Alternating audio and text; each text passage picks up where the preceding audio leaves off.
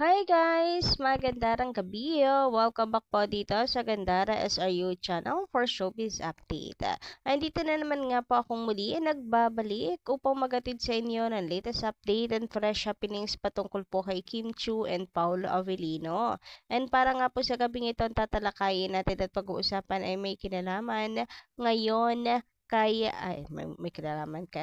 may kinalaman po sa Kimpao, sa mansari ng Kimpao. Hoy, ano kayang ganap po ng Kimpao ngayong mansari nila? Ito yung mga nasasagap nating chika ngayon at maraming kinikilig at nag-aabang ng update hinggil sa kanilang dalawa. So, mamaya talakayin po natin nga yan at pag-usapan. But before that, sa mga di pa po nakaka-subscribe dito sa ating channel, maaari lamang napindutin po ninyo ang subscribe button at notification bell para maging updated po kayo at ma-notify tuwing may bago po tayong chika at balita hinggil sa Kimpao. Mas sa mga balita na may kinalaman po kay Kim Chiu and Paolo Avellino, sagot na po natin yan. So, unahin nga po muna natin ang kakulitan nitong si Darren na punuin ba naman po ang hallway ng ABS-CBN ng kalendar ni Kimi. Hoy, parang namakyaw si Darren ng tanduay at ang dami po niyang calendars na kung saan kanyang display dyan. Ika naman ni Darren, wala na mapagsidlan sa bahay ko. Doon naman sa ABS-CBN hallway. Pinagtripan si Kimi. Pero ganyan-ganyan lang yan si Darren. Pero ano yan, proud yan sa kanyang bestie. Super proud. Ayan, no, magkakadikit. Ang dami. Sa may labas ng pinto, sa loob. So, grabehan nga yung pag-support nito si bestie Darren kay Kimi. Talagang ideal best friend itong si Darren. O baka mamaya may mag-issue na naman siyan, ha? Parang kapatid na po, Diyos ko. Parang bunsong kapatid na po yan ni Kimi. And let's just be thankful na grabe yung friendship nilang dalawa solid. And pati nga si Chong Ami nakakatawa rin. Meron din po siyang video pag-suporta naman dito kay Kimi. Grabe, naloka rin po sila sa pinagagawa nitong si Darren. Pero grabe yung support din ng Showtime family nitong si Kimi sa kanya. Ayan, ang sarap pagmasdan ng calendar ni Kimi. Ang kulit talaga ni Darren, tatawa ko. Ay, ito! Kim Chiu! Ang aga! Nandito ko sa dressing room 12 na! Kimi! Let's say. Bakit ba? Thank you for the support. Samantala, litaw na naman nga guys ang kagandahan nitong si Kim Chiu. Uy, grabehan yun. Napaka-pretty. Tingnan niyo naman yan, no? Ang cute nga niyan tumawa And sa mga nagsasabi na butot balat na itong si Kimi, hoy, sorry. Dahil parang hindi nyo lang kinakaya ang kaseksihan ng isang Kim Chiu Avellino. Hoy, grabehan yun. Napakaganda be, how to be you po. Kaya ang dami naiinggit Anyway, sabi dito ni Andre Denden, napakaganda ng queen natin. Anyway, shoutout po pala sa inyo. Magandang gabi kung nanonood po kayo ngayon sa atin. Mukhang teenager ang peg. Naku, check na check kayo dyan. Stay healthy, Paulo and Kim. Don't mind the bashers. Bilang na ang oras nila. Huy, grabehan naman yun. Malapit na ang February 12. Masama ang loob nila kasi hindi tumagal ang series nila.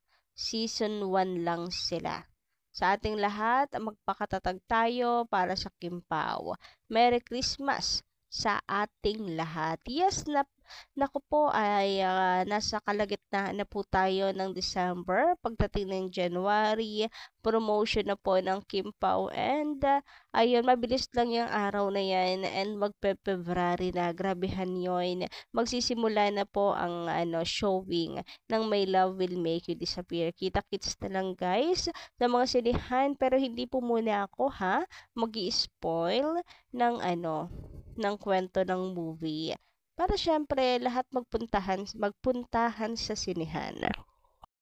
Samantala, dumako naman nga po tayo ngayon at pag-usapan ang pinakasentro ng ating update ngayong gabing ito, which is ang mansari ng Kimpaw. So, 19 nga ngayon mga kakimpaw, and every 19 ay special day nga daw po ng Kimpaw. So, ito yung pinag-uusapan nila na parang unang 19 ang naging mansari ng Kimpaw nang sagutin daw ni Kimi itong si Papi Paulo. Huy, saan kayo nanggaling yung chika? Pero every 19, eto na lagi po ang chika ng mga Kimpaw fans. Napansin nga rin po nila, baka kaya kurbadang-kurbada ngayon si Kimi nakadress, diretso na dinner date. Huy, grabehan yun. May dinner date nga kaya ang Kimpaw or kikita ang dalawa, susunduin ni Papi Paulo or para mag-celebrate? Ano kayang ganap sa Kimpaw? Yan ang malaking question mark ngayon. Pero for sure daw may ganap ang Kimpaw. Kaya kurbadang-kurbada ngayon si Kim and Paulo. And hahagilap tayo guys ng mga updates about dito. Kung anong celebration ang ginawa po ng Kimpaw. Napansin nga din ni Vice Ganda kanina yung suot nitong si Kimi. Apaka-sexy. Ayan hapak na pak. Kitang-kita yung curve ng katawan nito si Kim Chu. So sa mga nagsasabi na super payat at butot balat na si Kimi, sorry. Mamati kayo dyan singkit. Pikit na lamang kayo dahil ang ganda ng kurba ng katawan ni Kim Chu. Samantala, sabi naman dito ni Estrelita, lalo maganda ang gabi, hindi talaga dapat higpitan kasi kung para siya sa'yo, Diyos ang gagawa ng paraan para maging kayo. Walang kaplastikan ang kilos ni Kimi. Bigay todo magmahal, pero pag ikaw, lumayo, hindi daw niya. Ko-confrontational. Kaya na kay Paulo na yon, kung magpapakatatag siya para kay Kimi. Kim Pao forever. About sa pinaghihigpitan, ibang topic po siguro ito na hinggil nga po sa paggikim nitong si Kimi, which is totoo naman. Hindi naman talaga kailangan pong paghigpitan dahil ang lalaki, kung pag talagang mahal ka, siya mismo yung magbabago ng sarili niya para sa'yo, hindi mo siya kailangang kontrolin.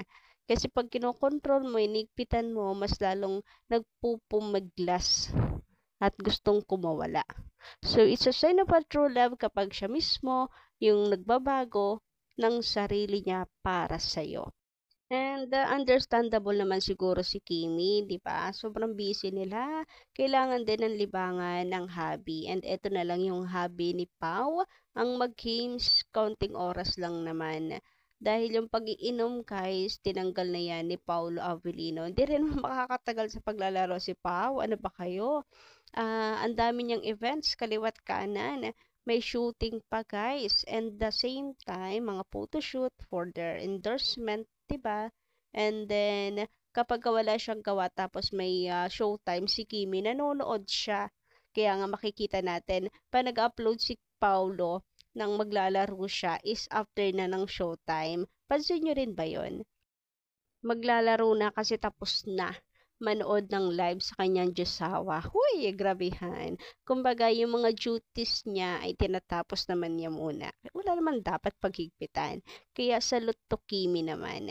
Talagang napaka-GF material, wife material pa nga. Sabi naman dito ni Tess Torres, proud Paulo. Nakita ko sa Metcom party kasi kaya ni Kim makipagbardagulan sa mga male friends and gym buddies nila with respect. Natural talaga ang ugali ni Kim. Speaking of with respect, hindi kinakailangan makipagharutan para lamang makibagay at makipagbardagulan sa mga gym buddies. Makibatuhan ng mga green jokes maybe. So, kaya si Pau, napaka-ano rin naman siya. Panatag din naman pagdating kay Kimi. Mabait kasi si Kimi at mapagkakatiwalaan mo naman. So, trust, meron ang Kim Pau. Proud baka yan sa Diyosawa niya. Hoy. So, kayo guys, anong inyong masasay patungkol dito? Nag-aabang din ba kayo ng date ng Kim Pao para sa premiere night? So, pa-comment ka lang dyan sa baba. And hanggang dito lang muna ang ating update at maraming salamat sa inyong pakikinig and don't forget to click the subscribe button and notification bell for more updates. Maraming salamat!